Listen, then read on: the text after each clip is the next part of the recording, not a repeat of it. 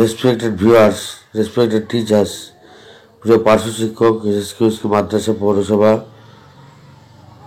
এবং স্থায়ী শিক্ষক মানে সর্বস্তরের শিক্ষকদের কাছে বিশেষ আবেদন এবং সেই সাথে সর্বশিক্ষার শিক্ষকদের ভাতা বৃদ্ধির কী খবর আছে সেটা বলবো। প্রথমে আমার সম্বন্ধে বলি কয়েকটা কথা, তারপরে ভাতা বৃদ্ধি কী হবে, কবে হবে, ভগীরথ ঘোষ যেটা বলেছেন লাইভে এবং পার্সোনালিও কিছু কথা বলেছেন, সেই পার্সোনাল কথাগুলো কি মানে ভিতরের কথা কি সেটা বলবো। তো ফার্স্ট লাস্ট কাটছাট না করে সম্পূর্ণ ভিডিওটি শুনবেন। বন্ধু, আমি বর্তমানে চরমভাবে অসুস্থ। আমার ব্রেন স্ট্রোক হয়েছে 2বার, 3বার ব্রেন স্ট্রোক হলে মানে একেবারে পটল ডাঙাই, তাহলে আর 1বার বাকি আছে। 2বার হয়ে গেছে, আবার যে কোনো মুহূর্তে হয়ে যেতে পারে। গতকালকে সাইকেল থেকে মানে সাইকেল চালাতে বলেছে ডাক্তারে যে তাহলে ডান সাইডে যে প্যারালাইজ ওটা পাটা আর হাতটা সচল হবে। তো সাইকেল চালাতে গিয়ে কাল রাতে 1বার পড়ে গিয়েছি, মানে একটুখানি, বেশি না, 3 কিলোমিটার পথ বলে গিয়েছিলাম যে সাইকেল দিয়ে যায় আস্তে আস্তে চলে আসবো। তো আজকে সাইকেল দিয়ে বিকালে ঘোরার সময় দেখলাম সাইকেল উঠতে গিয়ে পড়ে গেলাম, আবার চালাতে গিয়ে আবার পড়ে গেলাম, আবার 3বার পড়ে গেলাম নানার মধ্যে। আমি আর ভগবতদা যেখানে বিট করি ওইখানে পড়ে গেলাম ওই মার্কেটে। তারপরে চরমভাবে ইমব্যালেন্স। তো বিষয়টা আপনাদের খেয়াল রাখতে হবে এবং যাতে আমি এই চরম অসুস্থতা থেকে রক্ষা পাই তার জন্যে আপনারা আমার পাশে দাঁড়াবেন আর্থিক সহযোগিতা দিয়ে। সেটা কত, সেটা আপনার ইচ্ছা, আপনার সামর্থ্য। 50 হতে পারে, 100 হতে পারে, 200 হতে পারে, কেউ 500 দিচ্ছে, হয়তো তার দেওয়ার সামর্থ্য আছে। আপনার ইচ্ছা, যতটুকু পারবেন সহযোগিতা করবেন, কারণ আমি মৃত্যু পর্যাপ্তে মানে চরম অসুস্থ এবং প্রতি মুহূর্তে মনে হচ্ছে যে আমি আর টিকবো না। তাই এই কঠিন অবস্থায় পাশে দাঁড়িয়ে আমাকে সহযোগিতা করবেন যাতে আমি বেঁচে যাই। আমার ডিটেলস নাম্বার ফোনপে হচ্ছে 81 67 29 36 40। ফোনপে নম্বর 81 67 29 36 40। Bank account number 03300 10 19 91 24। 03300 10 19 91 24। IFSC code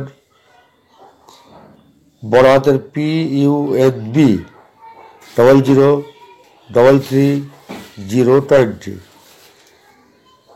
মানে 0033 এটা আইএফএসসি কোড।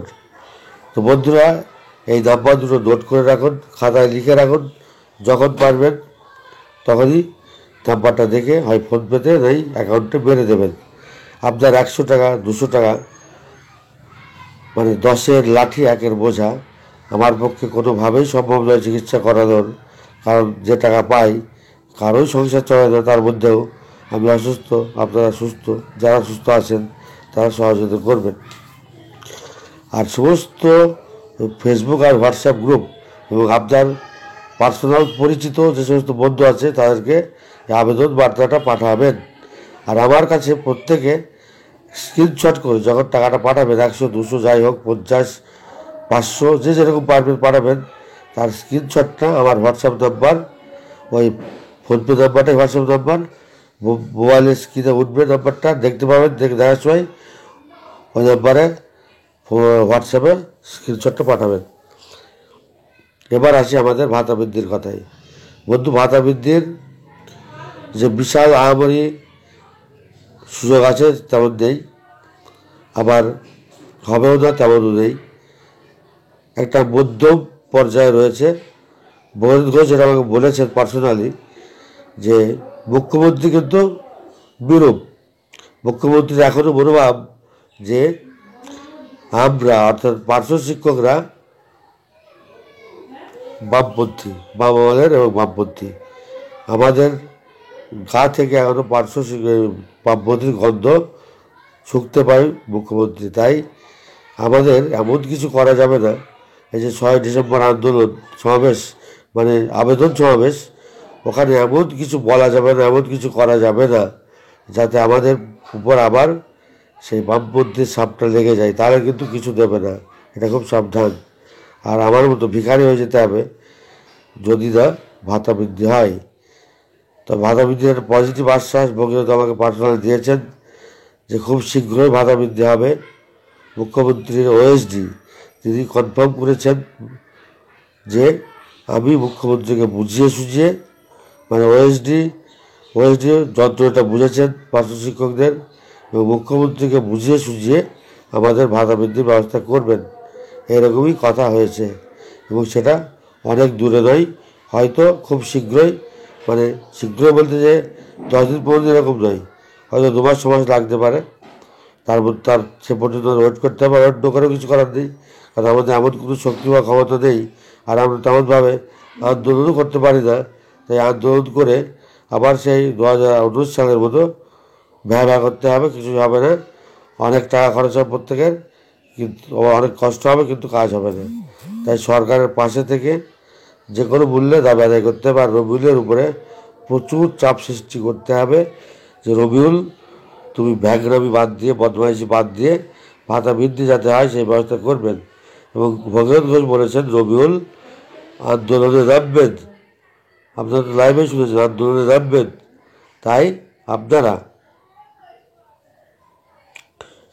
সাথে থাকুন, তৃণমূলের পাশে থাকুন।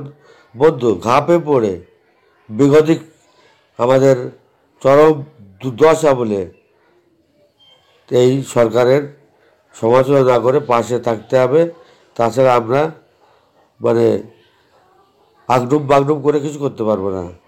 তাই আমাদের চেষ্টা করতে হবে, নেতৃত্ব চেষ্টা করুন, রবিউলকে চেপে ধরুন।